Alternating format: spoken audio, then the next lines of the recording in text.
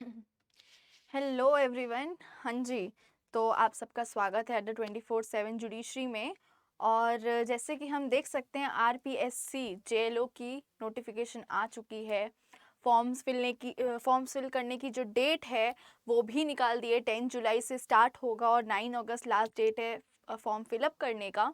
और आप लोग जल्दी से बिना टाइम वेस्ट करे जैसे ही 10 जुलाई आए प्लीज़ आप लोग जाकर के अपने फॉर्म फिलअप करिएगा। बहुत अच्छी अपॉर्चुनिटी आई है ना। बहुत अच्छा एक जॉब अपॉर्चुनिटी है, सिक्योर्ड जॉब है ना। तो देखिए, जब भी कोई एग्जामिनेशन आता है, स्पेशली जब भी कोई गवर्नमेंट एग्जामिनेशन आता है, तो दिल में ना दुख दुख होती है कि कैसे प्रिपरेशन करें। काफ़ी सारे सवाल उठते हैं, है ना, कि क्या मतलब तरीका अपनाएं, कैसे मोटिवेटेड रहें, कैसे प्रिपरेशन करें, क्या हम मेरा एग्ज़ाम हो निकलेगा कि नहीं निकलेगा। तो डोंट वरी, सब होगा, सब होगा। हम हैं यहाँ गाइड करने के लिए। हम बताएंगे कैसे क्या करना चाहिए, स्ट्रैटेजी कैसी होनी चाहिए। कभी कभी क्या होता है ना, हमें पता होता है कि हमें कैसे करना है, लेकिन जब जो चीज़ जब सामने आ जाती है ना, तो एकदम से हम इधर उधर हो जाते हैं, डिस्टर्ब हो जाते हैं। वहाँ पे हमारी प्लानिंग फेल हो जाती है। फिर हम लास्ट मोमेंट सोचते हैं कि नहीं, काश हमने उस समय पेशेंस से काम रखा होता। तो जैसा कि हम जानते हैं कि जेएलओ का एग्ज़ाम जो होगा वो अक्टूबर में होगा, है ना। अभी तो जुलाई स्टार्ट हुआ है, जुलाई अगस्त सितंबर, अक्टूबर में कब निकालेंगे, मे बी मिड निकाल सकते हैं, मे बी स्टार्टिंग में निकाल सकते हैं, may be end of October में निकाल सकते हैं। तो अक्टूबर को हम लोग साइड रखते हैं। देखा जाए तो हमारे पास 3 महीने तो पूरे पूरे हैं। अब ये 3 महीने में हम इसको कैसे अपनाते हैं और 3 महीने में हम कैसे स्ट्रैटेजी करते हैं कि हम इसको प्रिपरेशन कर सकें, वो देखने वाली बात होगी, है ना। बहुत सारे सब्जेक्ट्स भी नहीं है जो हमें कवर करने। अब मुझे लगता है कि मोस्टली बच्चे जुडिशरी की प्रिपरेशन करने का एक टारगेट लेके तो चल ही रहे हैं। जेएलओ बहुत बच्चों ने नहीं सोचा होगा, या बहुत बच्चे नहीं भी देना चाहते होंगे, बट एक बहुत अच्छी अपॉर्चुनिटी है। सबसे पहला एक सिक्योर जॉब है, और शायद हो सकता है इससे आपके जुडिशरी के रास्ते और खुल जाए, है ना। और सिक्योरिटी तो है ही, और एक गवर्नमेंट जॉब मिल जाती तो इंसान का माइंड थोड़ा वैसे ही सेटल हो जाता है। बहुत ज़्यादा हाई टफ कंपटीशन या टफ प्रिपरेशन भी नहीं है। 140 सीट्स निकली हैं, बहुत है, अच्छी खासी। और देखा जाए तो सिलेबस भी बहुत बड़ा नहीं है कंपैरेटिवली, अगर जुडिशरी से देखा जाए तो। अब बात करते हैं कि प्रिपरेशन कैसे की जाए, कैसे तैयारी की जाए, है ना। तैयारी बहुत ज़रूरी होती है कि हमारी सही डायरेक्शन में हो किसी भी एग्ज़ाम को अचीव करने के लिए, है ना। तो देखो, सब्जेक्ट्स कौन कौन से हैं पहले तो हम वो देखते हैं। तो हमारा कॉन्स्टिट्यूशन आएगा, हमारे जितने प्रोसीजरल हैं, सीपीसी सीआरपीसी, ये प्रोसीजरल आएंगे। हमारा एविडेंस आएगा, ठीक है। उसके साथ साथ लिमिटेशन, इंटरप्रिटेशन ऑफ स्टैच्यू और ड्राफ्टिंग होगा, ठीक है। और हमारा जो बेसिक जनरल हिंदी और जनरल साइंस है वो होगा, वो कंबाइंड पेपर होगा। तो देखिए, जो हमारा कॉन्स्टिट्यूशन है वो 50 मार्क्स का होगा, ठीक है। और हमारा जो ये सीपीसी सीआरपीसी है वो 50 मार्क्स का होगा। हमारा एविडेंस 50 मार्क्स का होगा। और जो हमारा जनरल हिंदी और जनरल इंग्लिश है वो 25 और 25 में होगा, यानी कंबाइंड 50 मार्क्स का होगा। तो क्या हम लोग कह सकते हैं कि टोटल कितने मार्क्स का पेपर होगा? टोटल हमारा 200 मार्क्स का पेपर होगा। 200 मार्क्स का पेपर होगा। हमारे पास 3 महीने हैं। हमारे पास सब्जेक्ट कितने पढ़ने को हैं? Constitution, CrPC, CPC, evidence, limitation act, interpretation of statue और ड्राफ्टिंग, है ना। ड्राफ्टिंग और जनरल हिंदी, जनरल साइंस। तो देखा जाए 9 सब्जेक्ट ऐसे हैं। अब देखो, हमें कैसे स्ट्रैटेजी बनानी है। जो छोटे छोटे एक्ट हैं, जैसे लिमिटेशन हो गया, ड्राफ्टिंग हो गया, इससे पहले ख़त्म करो, पहले पढ़ के ख़त्म करो।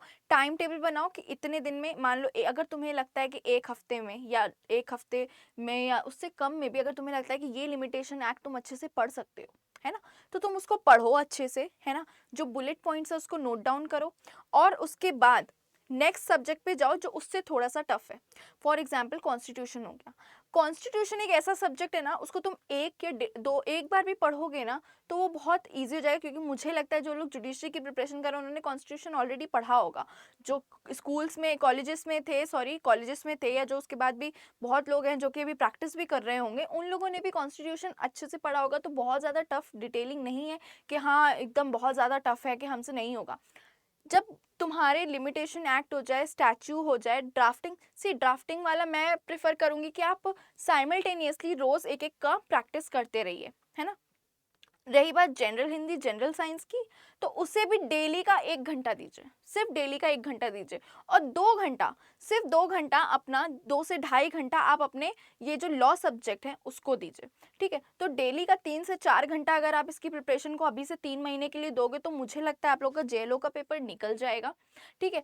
कॉन्स्टिट्यूशन के बाद अब मान लीजिए आपको लग रहा है कि 10 दिन मैं कॉन्स्टिट्यूशन पूरा खत्म कर सकता हूँ पढ़ करके, बुलेट पॉइंट नोट कर लिया, एक बार का, मैं एक एक बार की बात बता रही हूँ। उसके बाद आप सीआरपीसी और सीपीसी में जंप कर जाइए। सीआरपीसी, सीपीसी और एविडेंस, ये तीनों ऐसे हैं कि जब आप इसको एक साथ मतलब एक 1 बाय 1 पढ़ोगे तो आपके लिए अंडरस्टैंडिंग बहुत ईजी हो जाएगा।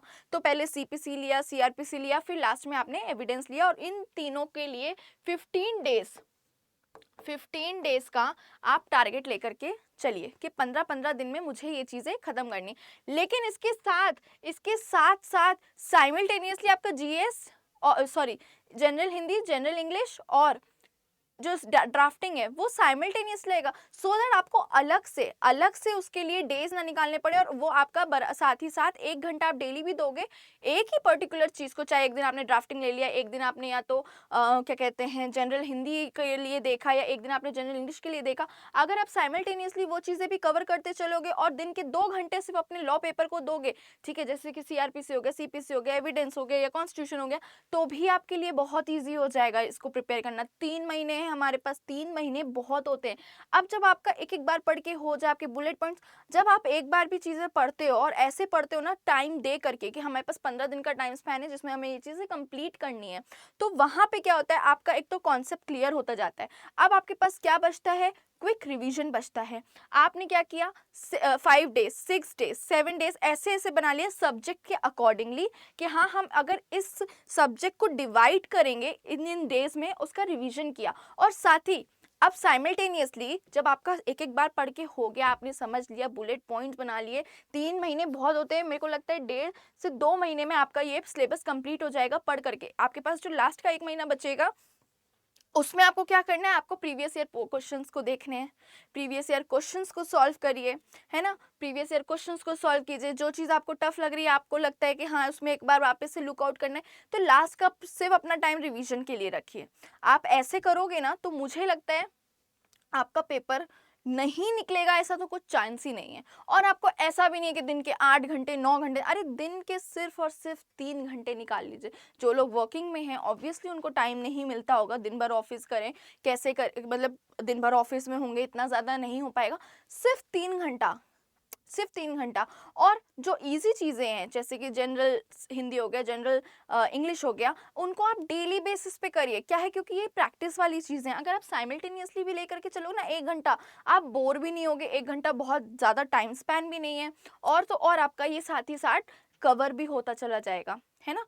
तो अगर आप ये स्ट्रैटेजी लेकर के पढ़ोगे, और सबसे बड़ी बात, आप मोटिवेटेड रहिएगा, है ना? कभी अगर मन कर रहा है कि हम आज मन नहीं है पढ़ने का, थक गए हैं या आज नहीं मन हो रहा है, तो ठीक है 10-15 मिनट आप एंटरटेनमेंट के लिए कुछ देख लो, कुछ कर लो, बट अपना जो टारगेट है, जो आपने टारगेट सेट किया कि हाँ मुझे 15 दिन में ये चीज़ कंप्लीट करनी है, उस टारगेट को बिना कंप्लीट करे आप बिल्कुल भी मतलब लेज़ी मत होइएगा, ठीक है? मोटिवेटेड रहिएगा, अपने आप का अपनी सेल्फ केयर करिएगा ताकि आपका माइंड फ्रेश रहे, आप अच्छे से प्रिपेयर करो, जो पढ़ो उसको कैप्चर कर सको, ठीक है? और हेल्दी इन्वायरमेंट रखिएगा और उसके साथ एक पॉजिटिव व्यू पॉइंट रखिएगा कि मेरा ये इस बार जेएलओ में होगा, 140 वैकेंसी है, हमारा सिलेबस इतना वास्ट नहीं है, हम आराम से कर सकते हैं, ये 200 नंबर मेरे हैं।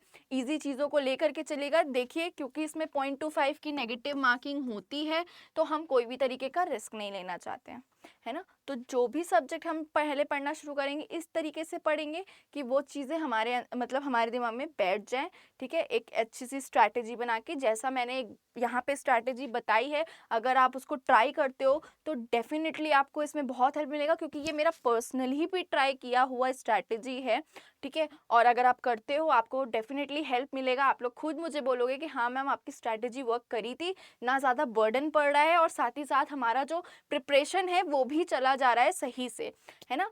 तो अगर ये वीडियो अच्छा लगा हो, आपको लगा हो कि हाँ, थोड़ा यूज़फुल था, मैंने जो भी बताया उससे आपको आगे मदद मिल सकती है, तो प्लीज़ इसे लाइक करिएगा, शेयर करिएगा और हमारे अड्डा 24/7 जुडिशरी को सब्सक्राइब करिएगा, ठीक है? और थैंक यू सो मच।